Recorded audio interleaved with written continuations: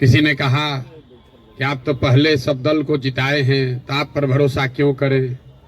कोई कह रहा है कि अरविंद केजरीवाल ठगा है, तो अब आपको क्यों फिर से मौका दें। डॉक्टर साहब ने तो पूरा 77 से पूरा हिस्ट्री ही पढ़ के बताया। 77 से ही 47 से तो ज्यादा आप राजनीति का आपको आइडिया नहीं है। मेरे भाई, कम से कम खुशी की बात यह है कि आप में इतनी चेतना बची हुई है, इतना हिम्मत बचा हुआ है कि आप आकर कुछ समाज या अपने विषय में कुछ बोल पा रहे हैं। जनसुराज की सबसे बड़ी ताकत, सफलता यही है कि इतने अपने आप को प्रबुद्ध कहने वाले लोग एक क्वासाई पॉलिटिकल प्लेटफॉर्म पर आकर बैठे हुए हैं। न तो नेता और को तो देख के आप पहले डर के मारे भागते हैं कि चंदा उंदा लेगा, क्या करेगा क्या नहीं करेगा। आप यहाँ आए हुए हैं और इस घबराहट में नहीं है कि आपसे कोई कुछ ले लेगा, और आपकी हिम्मत हो रही है कि आप खड़ा होकर सवाल पूछ रहे हैं। ये जनसुराज की पहली ताकत और सफलता है। आप जितने यहाँ डॉक्टर सज्जन बैठे हुए हैं, जिन्होंने पूछा कि स्वास्थ्य व्यवस्था को आप कैसे सुधारिएगा, आप लोगों में कई लोगों को अपने अपने स्वास्थ्य मंत्रियों से भी मिलने का अवसर मिला होगा। उनसे कभी नहीं पूछे होंगे, क्योंकि बिहार सरकार में स्वास्थ्य विभाग का एक ही कार्यक्रम है, पता करो कौन डॉक्टर का सबसे ज्यादा प्रैक्टिस चलता है, उसका ट्रांसफर करो और उससे बदले में पैसा का उपाय करो। लेकिन आप में से किसी भी डॉक्टर ने आज तक ये हिम्मत नहीं की होगी कि जाकर पूछे स्वास्थ्य मंत्री से, जिसको आप वोट दबाते रहे हैं, कि भैया ये आप स्वास्थ्य सुधारने के लिए क्या करेंगे। पीछे सज्जन ने हमसे माल न्यूट्रिशन की भी बात पूछी है, अलग अलग आपने सवाल किया है, तो आप उन सवालों पर आएंगे, एक एक सवाल का जवाब भी देंगे। आपकी हमारी दुर्दशा इसलिए है कि बहुत साल पहले, सैकड़ों साल पहले, जो ग्रीस के बड़े दार्शनिक प्लेटो ने कहा कि if you do not participate in democracy, be ready to be ruled by your inferiors. अगर समाज में, राजनीति में आप भागीदार नहीं बनोगे तो इस बात के लिए तैयार रहो कि कोई मूर्ख आदमी राजा बनकर आप पर शासन करेगा। तो बिहार की जो दुर्दशा है वो इसीलिए है कि आप चाहे डॉक्टर हैं या व्यवसायी, अपने आप को सो कॉल्ड प्रबुद्ध कहने वाले लोगों ने राजनीति और राजनीति करने वाले व्यवस्था से अपने आप को अलग कर लिया है। और आप सोच रहे हैं कि जो आदमी शराब का व्यापार करता है, जो बालू माफिया है, वो आकर बढ़िया स्वास्थ्य व्यवस्था काहे नहीं बना रहा। ये कोई रॉकेट साइंस नहीं है मेरे भाई। आप बालू माफिया को स्वास्थ्य मंत्री बनाओगे तो उससे स्वास्थ्य व्यवस्था नहीं सुधरेगा। तो अगर आप गलत आदमी का चुनाव करेंगे तो गलत ही होगा। अब मैं शुरुआत करूंगा भाई साहब के सवाल से, क्योंकि इन्होंने वो व्यक्तिगत एक सवाल उठाया है कि आप अब बहुत बड़े ज्ञानी बन रहे हैं, आप ही तो इन लोगों को बढ़ाए। ठीक तो बात है मेरे भाई, हमको आप बहुत ज्यादा क्रेडिट दे रहे हैं। कोई किसी को बना नहीं सकता है। हाँ, ये जरूर बात है कि पिछले 10 बरस में इनमें से कई नेताओं को, दलों को बढ़ाने में हमने कंधा लगाया है। नीतीश कुमार को हमने नहीं बनाया है, लेकिन नीतीश कुमार का जब दुर्दिन हुआ था तो उनको जिताने में मदद की थी, तो वो उसका उतना दोष हमारा है। लेकिन आप यहाँ आज क्यों आए? आप प्रशांत किशोर को सुनने नहीं आए, आप किसी साधारण डॉक्टर के लड़के को सुनने नहीं आए हैं। आप यहाँ इसलिए भी नहीं आए हैं कि हम 2 बरस से पैदल चल रहे हैं। हम 20 बरस पैदल चलेंगे तो एक डॉक्टर अपना 1 मिनट समय नहीं छोड़ेगा। आप इसलिए आए हैं कि 10 बरस हमने वो काम किया है, समाज में लोगों को पता है कि ये आदमी अच्छा है, खराब है, इस आदमी को राजनीति का समझ है। अगर पैदल चल रहा है तो कुछ न कुछ सोचिए कि चल रहा होगा। ये अपने आप को बड़ा मत बनाइए, अपने आप को पेडेस्टल पर मत बैठाइए। हम जब पैदल चलते हैं, लोग दुकान में, दलान में बैठ के हंसता है, क्या ही चलने से कुछ होगा बिहार में। फिर भी हमारे पास आता है, इसलिए आता है कि उसको डर है कि ये प्रशांत किशोर चल रहा है। और वो डर इसलिए है कि 10 बरस हमने वो काम किया है जो आप कह रहे हैं। मैं इसका रेफरेंस क्यों दे रहा हूं? क्योंकि मैं किसी मुख्यमंत्री का लड़का नहीं हूं, मैं किसी प्रधानमंत्री का लड़का नहीं हूं, मैं एक साधारण डॉक्टर का लड़का हूं। और मेरा काम ही मेरा पहचान है। वो काम किए हैं तब आज हमको सुनने आए हैं। हम आपको ज्ञान देंगे कि कैसे चुनाव होगा, आप सुनिएगा। अगर हमने 10 बरस वो काम नहीं किया होता, आप वो बात नहीं सुनते।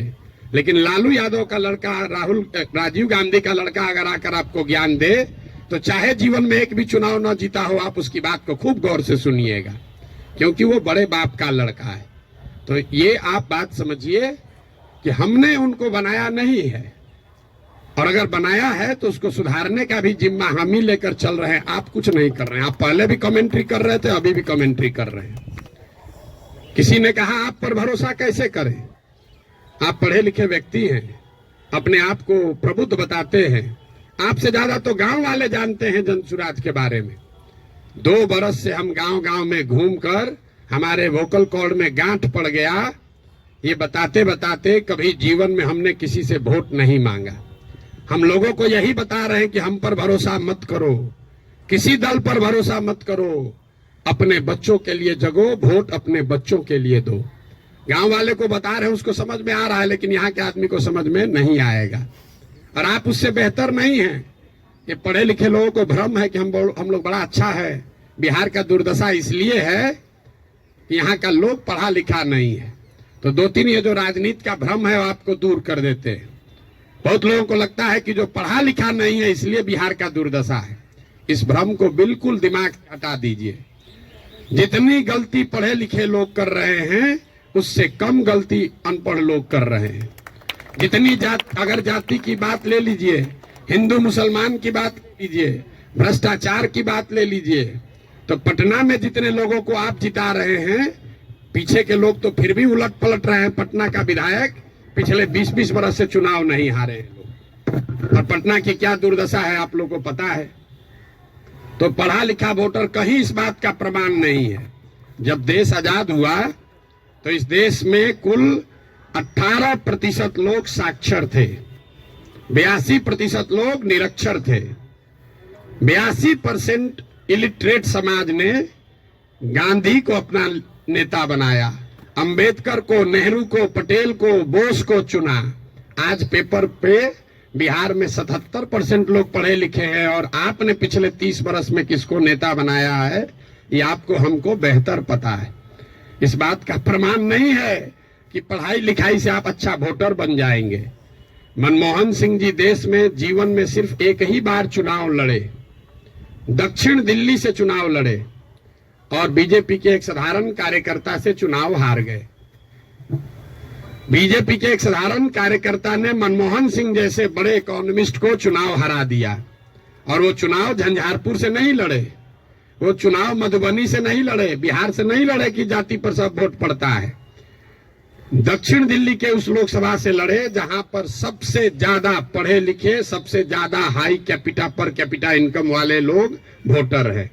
उन्होंने मनमोहन सिंह जैसे बड़े इकोनॉमिस्ट को छोड़कर एक साधारण कार्यकर्ता को चुना। इसका कोई प्रमाण नहीं है। हम लोग घर में कहते हैं कि हमारी दादी पढ़ी लिखी नहीं थी लेकिन बड़ा समझदार थी।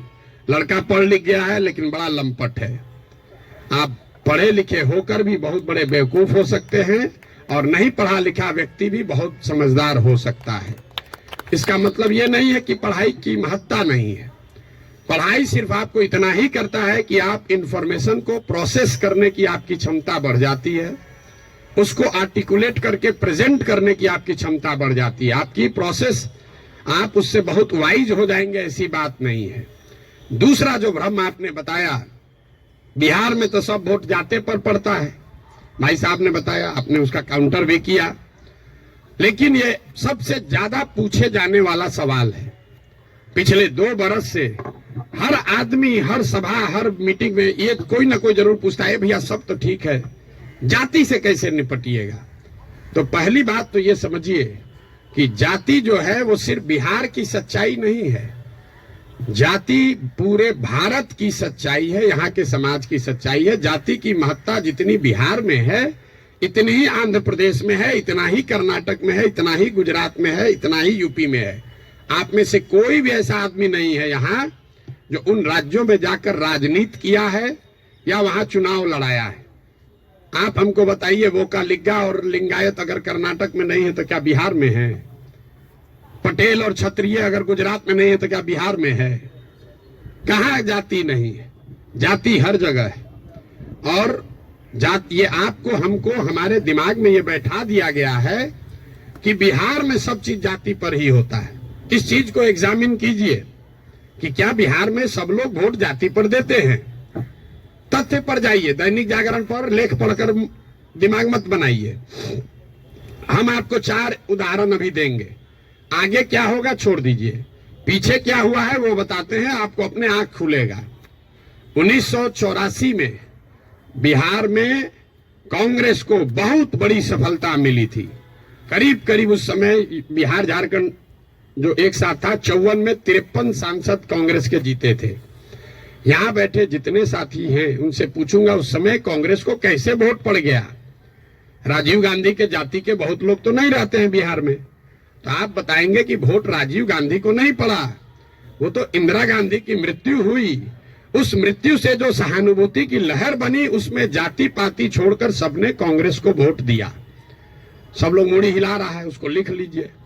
फिर पूछेंगे 1989 में इसी बिहार में क्या हुआ? बीपी सिंह जी के नेतृत्व में कैसे पूरा जनता दल बिहार जीत गया? आप में से ज्यादातर लोग बताएंगे कि जनता दल को वोट नहीं पड़ा। वोट उस समय पड़ा बोफोर्स के नाम पर। बहुत बड़ा एक माहौल बन गया था भ्रष्टाचार के खिलाफ। लोगों ने कहा राजा नहीं फकीर है, देश का तकदीर है। सब ने जाकर बीपी सिंह को वोट दिया। इसको भी नोट कर लीजिए। फिर आपसे पूछेंगे 2014 में क्या हुआ? मोदी जीत गए, भाजपा कैसे जीत गया बिहार में? तो आप कहेंगे भाजपा का तो कोई ताकत ही नहीं था। वोट भाजपा को नहीं पड़ा, मोदी को पड़ा। मोदी के नाम पर ऐसी लहर बन गई कि समाज के हर वर्ग ने जाकर मोदी को वोट दिया। फिर आपसे पूछेंगे 2019 में क्या हुआ? तो लोग बताएंगे यहाँ राजनीति तो सब बात करता है कि भैया एकदम कांटे का मुकाबला था। ये जो पुलवामा हुआ ना, उसके बाद समझिए कि हर जात का आदमी जाकर मोदी को ही वोट दे दिया। इन चारों चुनावों को आप कागज में लिख लीजिए। 84 एक घटना है, किसी बड़े नेता की मृत्यु और उससे उपजी हुई सहानुभूति की लहर। 89 एक विषय है, भ्रष्टाचार, बोफोर्स और उससे बनी हुई लहर। 2014 में एक व्यक्ति है मोदी, जिसके प्रभाव की लहर। और 2019 पुलवामा राष्ट्रवाद की लहर। ये आपको क्या बताता है? अगर कोई व्यक्ति, अगर कोई विषय, अगर कोई घटना, अगर कोई विचारधारा समाज के इमेजिनेशन को कैप्चर कर ले, तो समाज में ये ताकत है कि वो जातियों से ऊपर उठकर वोट करता रहा है। आगे करेगा कि नहीं छोड़ दीजिए, करता रहा है। फिर भी आपको लग रहा है कि ना भैया यहाँ तो जातीय पर होता है, आप क्या एग्जाम्पल दे रहे हैं? तो हम आपको बता रहे हैं आपको क्यों लगता है। हमने कई चुनावों का उदाहरण आपको नहीं दिया, 4 ही का दिए। उन चुनाव में क्या हुआ? जब लड़ने वाला व्यक्ति या चुनाव, उसमें कोई ऐसी बड़ी घटना ना हो, कोई नया विकल्प ना हो, कोई चेहरा ना हो, कोई विषय ना हो, दोनों लड़ने वाले एक ही जैसे दिख रहे हैं, तो समाज भी कहता है भैया दोनों तो एक जैसा है, चलो अपने जाते को दे देते हैं। तो ज्यादातर समय जो चुनाव हुआ है पिछले 30-40 वर्षों में, वो कोई डिफरेंशिएटर नहीं रहा है। तो जिसको मीडिया कहता है लहर वाला चुनाव नहीं है। अब आप कहिएगा तो लोकसभा का चुनाव का एग्जाम्पल दिए हैं, विधानसभा में ऐसा नहीं होगा। विधानसभा का एग्जाम्पल देख लीजिए। 2010 में नीतीश कुमार और भाजपा इसी बिहार में 206 विधानसभा जीतकर सरकार बनाए। उस समय नीतीश और भाजपा के गठबंधन में मोदी जी नहीं थे। मोदी जी का नाम इतना बड़ा नहीं था, अमित शाह नहीं थे, भाजपा की इतनी ताकत नहीं थी। उनके सामने उनका मुकाबला था लालू जी के गठबंधन से, जिसमें लालू जी थे, कांग्रेस थी और रामविलास पासवान जी थे। लालू जी की ताकत आज के तेजस्वी यादव से तो निश्चित तौर पर ज्यादा थी 2009 में। रामविलास जी की ताकत उनके लड़के से ज्यादा थी और कांग्रेस भी उस समय 2009 में देश में सत्ता में थी। इसके बावजूद 2010 के चुनाव में एनडीए को, नीतीश और भाजपा को 206 सीट आया। वही गठबंधन जब वो 2020 में लड़े तो इस बार भाजपा के साथ मोदी भी हैं, अमित शाह भी हैं, देश में भाजपा की ताकत बढ़ी भी है। दूसरे साइड एनडीए में अब लालू जी के जगह तेजस्वी जी आ गए थे। रामविलास जी का दल तो उस गठबंधन में था ही नहीं और कांग्रेस की भी ताकत कमी हुई, लेकिन एनडीए गठबंधन को 125 सीट भी मिलने में दम निकल गया। क्यों? क्या एनडीए को वोट देने वाले सारे जाति के लोग बिहार छोड़कर चले गए? नहीं, ऐसा इसलिए हुआ कि 2005 से लेकर 2009 की जो पहली सरकार नीतीश की चली थी, समाज का हर वर्ग ये समझता था कि नहीं, इसमें कुछ न कुछ काम हुआ है। तो जातीय समीकरण भी था और काम भी था, तो 206 सीट आया। लेकिन उसी बिहार में जब नीतीश का काम खराब हुआ तो उसी एनडीए गठबंधन को 125 सीट आया। आपको लोकसभा का उदाहरण दिया, विधानसभा का उदाहरण दिया, अब आपको मुखिया का उदाहरण दे देते। पिछले बार मुखिया के चुनाव में बिहार में 80% मुखिया चुनाव हार गया है, 80%, और वार्ड सदस्य करीब करीब 95%। सब लोग अपने जाति से जीत कर आए थे। कैसे हार गए चुनाव? ये भ्रम मत पालिए कि जाति से ही सब होता है। अगर सिर्फ जाति से, फिर कहेगा भैया कैसे आप हो सकता है? बिहार में नीतीश कुमार के जाति के कितने लोग रहते हैं? 2-2.5% रहते होंगे। लालू जी के जाति के कितने लोग रहते हैं? 15% लोग रहते हैं। आप पूरे भारतवर्ष में जो कहीं भी जहां भी मुख्यमंत्री है, आंख बंद करके जाके देख लीजिएगा, कोई भी ऐसा आदमी किसी राज्य में मुख्यमंत्री नहीं है जो वहां के जाति की, जिसके जाति की संख्या सबसे ज्यादा है। ये उल्टा चलता है। ये आपको हमको लगता है कि जिसका जाति संख्या ज्यादा रहेगा मुख्यमंत्री बन जाएगा। जिसकी जाति की संख्या सबसे ज्यादा हो, उस जाति के आदमी को वो राज्य जीतना करीब करीब इम्पॉसिबल है, नहीं जीत सकता है।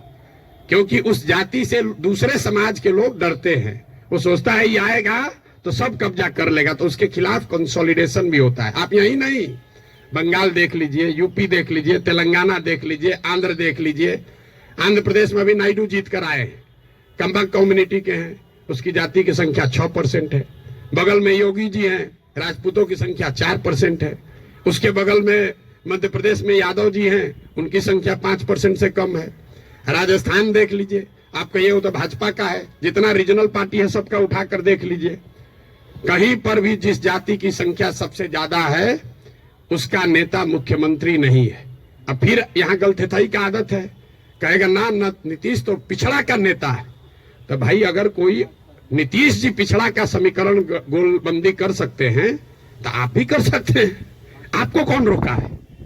किसने रोका है कि कुशवाहा का जाति का कोई नहीं कर सकता है, या कोई ब्राह्मण नहीं कर सकता है, कोई राजपूत नहीं कर सकता है? भाई अगर कुर्मी समाज का आदमी कर सकता है तो कोई मुसहर भी कर सकता है, कोई कुशवाहा भी कर सकता है, कोई राजपूत भी कर सकता है। आप में वो क्षमता होनी चाहिए, वो प्रयास करने की का मादा होना चाहिए। जाति का भ्रम मत पालिए। और अंतिम बात, मान लीजिए एक बार कि आपको बात मान भी ले कि जाति बड़ा महत्वपूर्ण है, तो जिसको भी राजनीति के जरिए समाज का अगुवा बनना है, उसके पास ये विकल्प नहीं है कि समाज में सब सुधर जाएगा तब हम आएंगे। सब आदमी कहता भैया करना तो चाहते हैं लेकिन बिहार में जातिवाद बड़ा है। अरे भाई, तो जब जातिवाद खत्म हो जाओगे तब राजनीति करने आओगे, तो ना जाति कभी खत्म होगा ना कभी आओगे। और अगर खत्म हो ही जाए, अगर भ्रष्टाचार खत्म हो जाए, जातिवाद खत्म हो जाए, बाहुबल खत्म हो जाए, तो आपके हमारे आने की जरूरत क्या है? जो खत्म किया है उसी को आगे रहना चाहिए। अरे आपकी हमारी जरूरत तभी तो है। राजनीतिक अगुवा जिसको बनना है उसको समाज की कमजोरी और उसकी ताकत के रहते हुए ही उसका अगुवाई करना है। आप उससे अलग नहीं हट सकते। किसी ने भ्रष्टाचार की बात कही, भ्रष्टाचार पर आपका क्या प्रोग्राम है? कोई प्रोग्राम नहीं। भ्रष्टाचार तब सुधरेगा जब आप और हम भ्रष्टाचार कम करेंगे। हम हर गांव में कहते हैं कि जिस गांव में हम 5000 गांव में पैदल गए, गांव में सबसे पहले हल्ला कौन करता है कि बड़ा भ्रष्टाचार है, मुखिया चोरी कर रहा है, नाली गली नहीं बना रहा है, राशन कार्ड में पैसा ले रहा है, इंदिरा आवास में 20,000 लग रहा है, दाखिल खारिज में 10-15 हजार रुपया लग रहा है। वही आदमी करता है जो 2 बरिस पहले मुखिया के चुनाव में 500 रुपया लेकर वोट दिया है। सबसे पहले जो डॉक्टर साहब 50,000 रुपया देके खुद ट्रांसफर कराए हैं, बुरा नहीं मानिएगा, हमारे बाबूजी भी प्रैक्टिशनर थे, कि हमारा प्रैक्टिस ना गड़बड़ाए, हेल्थ मंत्री हमसे पैसा लेके हमको पोस्टिंग कर दे और बाकी सबके लिए ईमानदार हो जाए। कैसे संभव है रे भाई, कैसे संभव है? आप सोच रहे हैं कि हम 50,000 रुपया देके क्रीम पोस्टिंग करा लें, क्रीम पोस्टिंग कि खाली जाके हाजिरी बनाए, सिविल सर्जन को 5,000 रुपया दे, आप प्रैक्टिस करते रहे। स्वास्थ्य व्यवस्था को सुधारने के लिए बड़ा बड़ा लंबा लेक्चर दीजिएगा, ये कभी हो सकता है? नहीं हो सकता है। स्वास्थ्य व्यवस्था को लेकर जनसुराज की क्या सोच है? बिल्कुल ये सही सवाल है। सिर्फ स्वास्थ्य व्यवस्था को लेकर नहीं, 2 संकल्प जो जनसुराज में हम लोगों ने दिया है कि बिहार के हर पंचायत का, बिहार का नहीं, हर पंचायत का 8,500 पंचायतों का हम योजना बनवा रहे हैं, पैदल चल के खुद जाकर देखकर। और ये तय किया जा रहा है कि उस पंचायत में पढ़ाई की व्यवस्था कैसे होगी, 800 से 1200 रोजगार के अवसर कैसे पैदा किए जाएंगे, और उस पंचायत में जिस तरह की भी खेती होती है उस खेती को खाने वाले खेती से कमाने वाला खेती कैसे बनाया जाएगा। ये 8,500 कार्यक्रम, 8,500 डॉक्यूमेंट जारी करेंगे। आप में से ज्यादातर लोगों को पढ़ने का भी समय नहीं होगा, लेकिन 8,500 पंचायतों का अलग अलग योजना बनाकर जारी करेंगे चुनाव से पहले। उसके साथ साथ बिहार के विकास के लिए जो 10 महत्वपूर्ण पहलू हैं, उसमें स्वास्थ्य भी इंक्लूडेड है, उस पर भी 10 साल का विजन डॉक्यूमेंट बनाकर आपको चुनाव से पहले जारी करेंगे। ये बताएंगे कि बिहार में स्वास्थ्य की व्यवस्था को कैसे सुधारा जाए। आप उसको पढ़िए, समझिए, कुछ योगदान देना है योगदान भी दीजिए, सुझाव भी दीजिए, और अगर ठीक लगे तो अच्छा तब अपनाइए, हमारे कहने पर मत जाइए। अब आप कहिएगा कि अभी काहे नहीं जारी किए हैं? अभी इसलिए नहीं जारी किए हैं कि अगर अभी हम वो योजना जारी कर दें तो वो मेरी सोच होगी, उसमें आपकी और बिहार के लोगों की सोच समाहित नहीं है। पहले गांव गांव जाकर देखकर ये समझ रहे हैं, लोगों से पूछ रहे हैं कि क्या करना पड़ेगा। ज्यादातर आदमी कहेगा नया क्या देख लीजिएगा इसमें, हम आपको बता रहे हैं नया क्या देख लेंगे। हम भी बिहार के सरकारी स्कूल में पढ़े हैं, हमने अपने बाबूजी के क्लिनिक में देखा है 100 रुपया के मोनोसेफ नहीं खरीद पाने के वजह से इनके फ्लाइटिस के पेशेंट हाथ जोड़ के कहते हैं भैया मर जाए, लेकिन अब हम कुछ नहीं कर सकते, घर में कुछ नहीं बचा है, 100 रुपया। तो हमको उसकी समझ है, लेकिन इसके बावजूद जब हम 2 बरस से चल रहे हैं पैदल, तो जो गरीबी, जो बदहाली, जो कष्ट मैंने जमीन पर देखा है, इसका मुझे कभी अंदाजा नहीं था। हम संयुक्त राष्ट्र संघ में पब्लिक हेल्थ में ही 10 बरस काम किए हैं, यहाँ राजनीति में से भी जुड़े रहे, लेकिन जितनी गरीबी बदहाली हम अपनी आंखों से देख रहे हैं, ये आंकड़ों से दिखने वाली गरीबी से कहीं ज्यादा है। आपने कुपोषण की बात कही, यहाँ सब डॉक्टर बैठे हुए हैं, आप में से ज्यादातर आदमी ऐसे होंगे जो शायद ही कोई 10 से ज्यादा हीमोग्लोबिन वाली महिला आपको देखते होंगे। यहाँ हम लोग जो एक स्टडी करा रहे हैं, देखते हैं, आप देखिएगा कल से ध्यान से, गांव में कहीं जाइए, 55-60 साल से ज्यादा उम्र की कोई महिला आपको सीधी खड़ी नहीं दिखेगी, सब बेंड हो गई है ऊपर से। तो न्यूट्रिशन, आप न्यूट्रिशन समझते अगर हैं, आप लोग तो डॉक्टर हैं, तो आपको पता है कि लंबे समय तक हीमोग्लोबिन के कमी की वजह से और ग्रोइंग एज में कैल्शियम नहीं मिलने की वजह से बोन का स्ट्रक्चर इतना कमजोर है कि समय से पहले वो बेंड होने लगता है।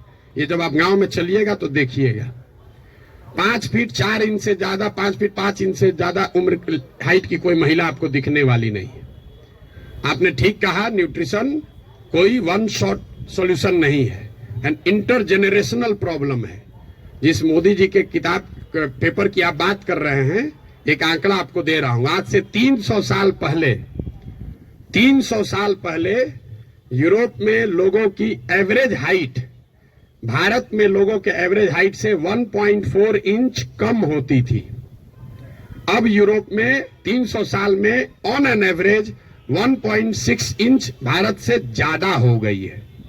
300 वर्ष में करीब करीब 3 इंच लंबाई का असर पड़ गया है। और दुनिया भर में जो डेवलपमेंटल इकोनॉमिक्स पढ़ते हैं उनको मालूम है कि हाइट और लाइफ टर्म अर्निंग में डायरेक्ट कोरिलेशन है।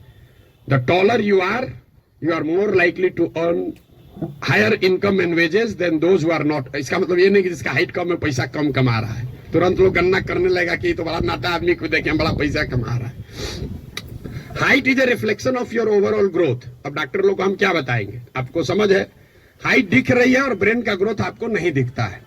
तो जो लंबे समय तक स्टडीज हुई हैं उसमें यह क्लियर बताया गया है कि हाइट और लाइफ टर्म अर्निंग, समाज के सोसाइटी में लाइफ टर्म अर्निंग का डायरेक्ट कोरिलेशन है। तो बिहार में ये परेशानी है, एक झटके में मेरे भाई साहब वो खत्म नहीं हो सकता है। यहां किसी ने पर कैपिटा इनकम की बात की। बिहार में पर कैपिटा इनकम है 35,000 रुपया। देश में प्रति व्यक्ति आय है करीब करीब 1,34,000। बिहार का प्रति व्यक्ति आय है 35,000 रुपया सालाना। उसमें अगर पटना और बेगूसराय को हटा दीजिएगा तो ये प्रति व्यक्ति आय घट के हो जाएगा 22,000 रुपया। 22,000 को जरा 365 से डिवाइड कर दीजिए, देखिए कि दिन में कितना हुआ। 100 में 80 आदमी यहां दिन में 100 रुपया भी नहीं कमा रहा है। आप किस न्यूट्रिशन की बात करेंगे। मुझे एक लड़का मिला, उसको हम लोग कैंप में शाम में खाना खिलाते हैं, जो लड़के आते हैं, बहुत ज्यादा खा रहा था। तो उसको ऐसे बुला के पूछे, बेटा ये इतना रोज खाते हो? बोला सर आज तक जीवन में ऐसा हुआ ही नहीं कि हम खाना खत्म कर लिए और तसली में अभी चावल बाकी है। आज तक ऐसा जीवन में नहीं हुआ कि हमारा पेट भर गया हो और चावल अभी तसली में बाकी है। जो जितना खाना है उसी से पेट भरना है। आप न्यूट्रिशन की क्या बात करेंगे। इन बातों की चर्चा आपने ठीक कहा जनसुराज में नहीं करते। क्या करें, उसको जो सीधी बात बता रहे हैं कि 100 रुपया नहीं कमा रहे हो, ये समझे में नहीं आ रहा है, तो उसको कैल्शियम और हेमोग्लोबिन का कमी बताएंगे तो उसको बुझाएगा। हमको उसको उस भाषा में समझाना है जो उसको समझ में आए। आप बहुत बड़े ज्ञानी हैं, आप व्यवस्था को सुधारना चाहते हैं, सुधारिएगा तब ना जब व्यवस्था में आइएगा। तो व्यवस्था में आने के लिए आपको उस भाषा का, उस विषय का, उस तरीके का इस्तेमाल करना है ताकि आप व्यवस्था में चुनकर आए, तभी तो ये बनेगी बात। किसी ने कहा आम आदमी पार्टी की तुलना, आपको एक पैसे भी समझ नहीं है कि जनसुराज क्या है और आम आदमी पार्टी क्या है। आम आदमी पार्टी आंदोलन से निकली हुई एक पॉलिटिकल व्यवस्था है और जनसुराज में प्रशांत किशोर का, जनसुराज का आंदोलनों में कोई यकीन नहीं है। हम रोज ये बात कम से कम 100 दफे कह चुके हैं। जनसुराज आंदोलन नहीं है, इसको जेपी के आंदोलन से कंपेयर मत कीजिए और इसको आम आदमी पार्टी के आंदोलन से कंपेयर मत कीजिए, क्योंकि आंदोलन है ही नहीं। क्यों नहीं है? हमको लोग आगे कहता है भैया आंदोलन कीजिए उससे बिहार सुधरेगा। मेरा आंदोलनों में कोई यकीन नहीं है, क्योंकि मानव सभ्यता का इतिहास आपको बताता है, पूरे दुनिया का, बिहार का, भारत का नहीं, पूरे दुनिया का मानव सभ्यता का इतिहास ये आपको बताएगा कि आज तक किसी भी आंदोलन से, फ्रांस की क्रांति को अगर आप अपवाद के तौर पर हटा दीजिए, तो किसी भी रेवोल्यूशन से, आंदोलन से कभी समाज का भला नहीं हुआ है। आंदोलन और रेवोल्यूशन जो है वो किसी को सत्ता से हटा सकता है। वो तेज हथियार है जिससे आप बड़े से बड़े वृक्ष को काट सकते हैं, उससे आप नए समाज का निर्माण नहीं कर सकते। भाई साहब खड़ा होकर जेपी का आंदोलन का एक उदाहरण दे रहे थे। मेरे भाई, जेपी का आंदोलन कहां कहा गया है? आप तो जेपी के आंदोलन में शायद जुड़े हुए हैं, आपने दावा किया। जेपी के आंदोलन में कहां कहा गया है कि बिहार को सुधारा जाएगा? जेपी के आंदोलन का नारा था संपूर्ण क्रांति, इंदिरा गांधी को हटाओ।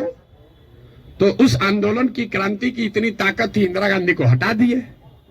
नया व्यवस्था बनाने की बात कहां कही गई थी? अरविंद केजरीवाल या आम आदमी पार्टी ने नई व्यवस्था की बात कहां कही? उन्होंने कहा भ्रष्टाचार हटाओ। हम तो नहीं कह रहे भ्रष्टाचार हटाओ, क्योंकि दुनिया में कहीं इसका कोई प्रमाण नहीं है कि कोई एक कानून बनाकर आप भ्रष्टाचार खत्म कर देंगे। ये तो सतत प्रक्रिया है। जिन देशों ने भ्रष्टाचार पर अंकुश लगाया है, दुनिया में सबसे ईमानदार देश कौन है? जो स्कैंडिनेवियन कंट्रीज हैं, फिनलैंड, स्वीडन, नॉर्वे, डेनमार्क, वहां जाइएगा, वहां करप्शन मिनिमम है। आप जाकर उसका अध्ययन कीजिए कि वहां कैसे करप्शन कम हुआ। वहां अरविंद केजरीवाल थोड़े पैदा हुए थे, वहां जन्म लोकपाल करके कोई विधायक नहीं पारित हुआ। वहां भ्रष्टाचार 4 तरीके से कम हुआ है। पहला, समाज में ये जागृति बनी लंबे समय में कि अच्छे और स्वच्छ लोगों का चुनाव करो, मतलब इलेक्टोरल प्रोसेस को जहां तक हो सके उसको स्वच्छ बनाया गया। आप में से कुछ लोग सोशल मीडिया पर अभी देखे होंगे, नीदरलैंड्स का प्रधानमंत्री अभी आज से करीब 2 हफ्ते पहले 12 बरस प्रधानमंत्री रहने के बाद हटा है, तो वो साइकिल से अपने घर से अकेले निकल रहा है। तो वहां की समाज ने ये व्यवस्था बनाई कि स्वच्छ लोग स्वच्छ तरीके से वोट करें, स्वच्छ लोगों को चुने। दूसरा उन्होंने क्या किया, उन्होंने बहुत बड़े स्तर पर जन भागीदारी, लोकतंत्र को समाज में उतारा। सिर्फ सरकार चुनने की व्यवस्था को लोकतंत्र नहीं बनाया, जो सरकार के नीतिगत फैसले हैं उसमें समाज की भागीदारी करी। और चौथा, बहुत बड़े स्तर पर टेक्नोलॉजी का इस्तेमाल हुआ है। आप लोग जितने लोग आए हैं, ज्यादातर लोग नल जल योजना के बारे में सुने समझे होंगे, बहुत यहाँ ब्यूरोक्रेट लोग भी बैठे हुए हैं। नल जल योजना में अभी तक सरकार यही चक्कर में बहस में पड़ी है कि वहां चल रहा है कि नहीं चल रहा है। 25,000 करोड़ रुपया खर्चा हो गया। उसी सरकार में स्मार्ट मीटर लगाकर लोगों को यह पता है कि बिजली कितना कंज्यूम हो रहा है, लेकिन नल जल में अगर स्मार्ट मीटर लगाया होता तो कम से कम इतना तो पता चलता कि वहां पानी चल रहा है कि नहीं चल रहा है। 25,000 करोड़ रुपया खर्चा कर दिया, लेकिन पानी को निकलने, मापने, उस पर बिल करने का कोई टेक्नोलॉजिकल सॉल्यूशन नहीं ढूंढा। तो ये 4 चीजें जो हैं उसको करके भ्रष्टाचार पर अंकुश लगाया जा सकता है। लोकतांत्रिक व्यवस्था को जहां तक हो सके उसको भ्रष्ट लोग और भ्रष्ट पैसे से बचाया जाए। दूसरा, जनता को नीतिगत मामलों में शामिल किया जाए। तीसरा, उनको भागीदार बनाया जाए, सरकारी सत्ता और संसाधन का विकेंद्रीकरण हो।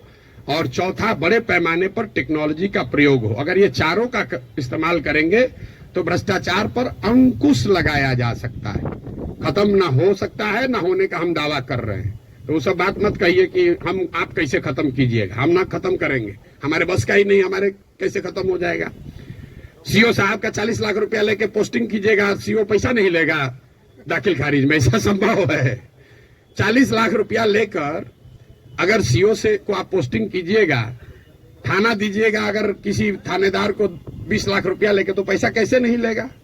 लेगा ही लेगा। अब आपका एक और सवाल लोगों का जो रहता है, भैया इस पर कैसे भरोसा करें? भाई बिल्कुल मत भरोसा करो।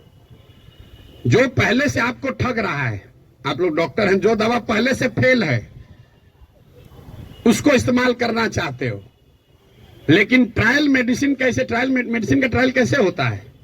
आपको मालूम है कि इसकी 100% गारंटी नहीं है, लेकिन फिर भी कहते हैं अच्छा पेशेंट मर रहा है, उसका कंसेंट लेकर आप ट्रायल मेडिसिन देते हैं कि 20% भी चांस अगर कहीं लग गया तो ठीक हो जाएगा। आप जनसुराज को वही ट्रायल मेडिसिन ही समझ लीजिए। पहले वाला तो पहले से एक्सपायर है। बताइए यहाँ के लोगों के बुद्धिमत्ता का जरा आलम देखिए। जो पहले से एक्सपायर मेडिसिन है उसको देने के लिए तैयार है, लेकिन ट्रायल मेडिसिन में शायद संभावना है 10% ठीक हो जाए, हम 10% कह रहे हैं, तो उस पर आप दाव नहीं लगाना चाहते। पहले से एक्सपायर मेडिसिन को कह रहे इसी को दो। भाई किसको कंपेयर कर रहे हैं आप? अगर 2 यहाँ नई व्यवस्था बन रही हो तो जरूर आपका वैलिड सवाल है कि भाई आम आदमी पार्टी को दे कि जनसुराज को दे। लेकिन जब पहले से तीनों एक्सपायरी मेडिसिन है, उसके सामने कुछ भी नया हो रहा है, तो आपको तो कहना चाहिए नहीं, चलो एक बार ट्राई करके तो देखते हैं। यहाँ तो 30 बरस से खत्म ही हो रहा है। मेरा आपसे इतना ही अनुरोध है, आग्रह है। आपने ड्राइंग रूम में रहकर बहुत बात कर ली, अपने चैम्बर में रहकर बहुत बात कर लिया, आप समाज की चिंता करने वाले लोग हैं, लेकिन इसी अव्यवस्थित समाज से आपने अपने और अपने परिवार के लिए कुछ कर लिया है।